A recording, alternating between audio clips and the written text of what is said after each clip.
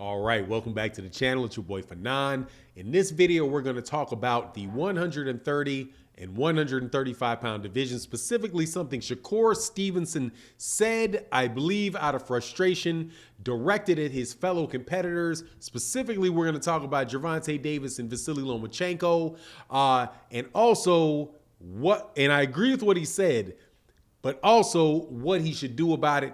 Let's talk about that in this video. And before you leave the video, make sure you leave in the comment section your thoughts. Let's talk about that and do that in this video.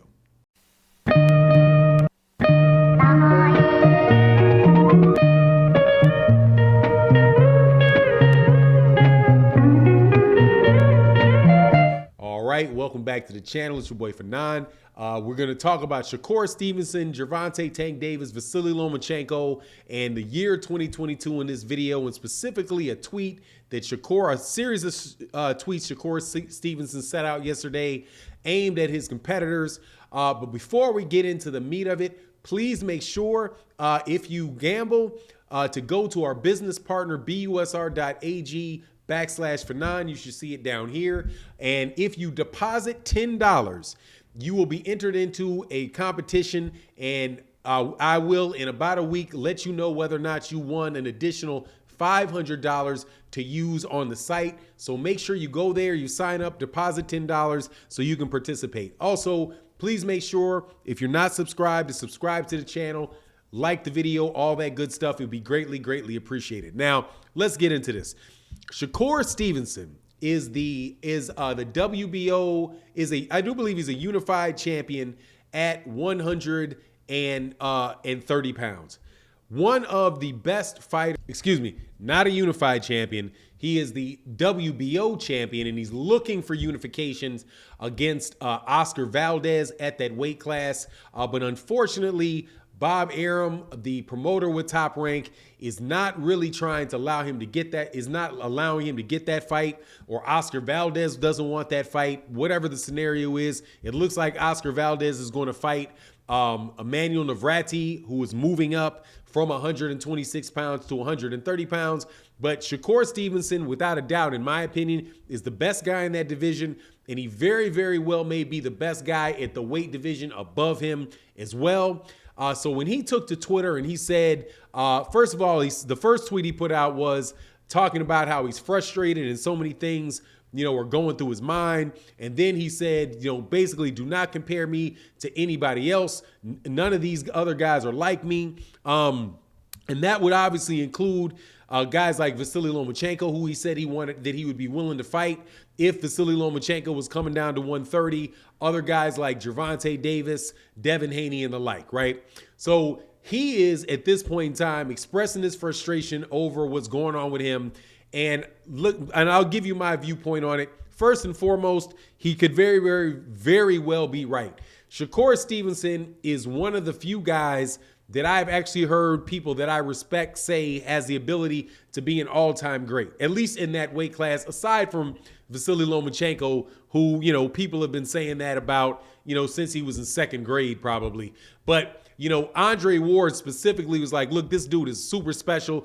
If he develops himself right, he has the ability to be an all-time, he has an ability, to be an all-time great. I agree with that from what I've seen, especially after that last fight, the last several fights that I've seen with Shakur. When he came in at 126 pounds, I wasn't so sure about him because he looked like he was a good outboxer, right? He had fast feet, southpaw, could definitely score at will on the fighters that he was fighting with, but he didn't really look like he packed that much power. So I wasn't quite sure, but as he matured, he started looking, it's like every fight that Shakur had, Shakur started looking noticeably better, all the way up until the last fight where he fought Jamel Herring, where he literally walked Jamel Herring down the entire fight, beat him up, stopped him, and really looked like, he very much hit his stride. So, when he says that he doesn't think he should be compared to any of these other guys, Vasyl Lomachenko, Gervonta Davis, Devin Haney, I think that he very, very, he definitely has a chance to be right in that regard, because I do believe, is probably the most well-rounded of the fighters that I've seen there, with maybe the exception of Vasyl Lomachenko. I think Vasyl Lomachenko was obviously very, very well-rounded. But, I don't know really if Vasyl Lomachenko packs as much pop as what Shakur Stevenson looks like he's bringing. And also, he also is proven to be susceptible to guys, that being Vasyl Lomachenko, that will pressure you a lot, right? And who can really mix it up with them because he's kind of sitting there in the pocket. But I would say that, he has that potential over Gervonta Davis, over Devin Haney, and the rest of those guys. But the question for me with Shakur Stevenson isn't how great his potential is. It's what is he going to do in order to allow him to show that potential and get past the frustration that he has, because, he's in that Terrence Crawford type of situation, being with Top Rank. Now, I'm not against the young fighters signing with Top Rank and, out of the amateurs. In fact, Top Rank has made a lot of stars out of fighters that have come there, out of the amateurs. They develop their fighters really well. They give them opportunities to fight and win championships up into a point. And so I think for a lot of people, Top Rank is a good fit, right? The problem with Top Rank is when you have fighters that are super exceptional fighters that really do have the ability to pop out of the top of boxing, right? And really are the best of the best of the of the fighters in the world. I think them, especially when they're black fighters, this is my opinion, get capped by Top Rank. And I think that's what we're seeing with Shakur Stevenson in Top Rank, him getting bottle capped by the expectations that the upper echelon or the management of Top Rank have for other fighters. So take, for example, when Shakur Stevenson turned pro, which was right around the same time that Teofimo Lopez turned pro, it was very obvious from the beginning that Top Rank was putting more effort and more support behind and more marketing dollars or marketing efforts behind Teofimo Lopez than they were doing for Shakur Stevenson.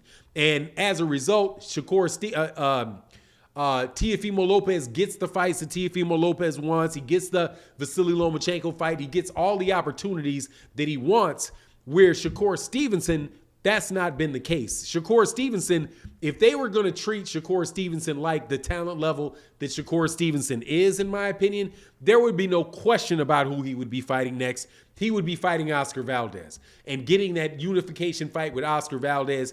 And after that, he would be going straight up to lightweight and getting a fight, with George Kambosos at lightweight, because that is something that they can do. The WBO champion, being the WBO champion, you have the ability to move up in weight and immediately become, the mandatory for the WBO champion at the weight class above him, and that's George Kambosos, and that is just one fight away from being undisputed. So if they were going to treat him like they were trying to, make him as big a star as his talent reflects, at least his talent reflects to me and many other people, that's the route he would be taking, but he's not being able to get that. So the question is what is he going to do? I personally think that, he should probably push to move up to 135. If he can get the fight with Vasyl Lomachenko, like Bob Arum said he would be willing to do, get the fight with Vasyl Lomachenko, and then try to get the fight with George Kambosos and enter into the mix with Gervonta Davis, Devin Haney, and these guys, and really try to force your way upon them. Because that's where his ticket to real stardom is. It's not at 130 pounds. Oscar Valdez is somebody he can definitely unify against, and somebody that, in my book, he would wash, right? But at 130 pounds, that's really not your ticket to superstardom.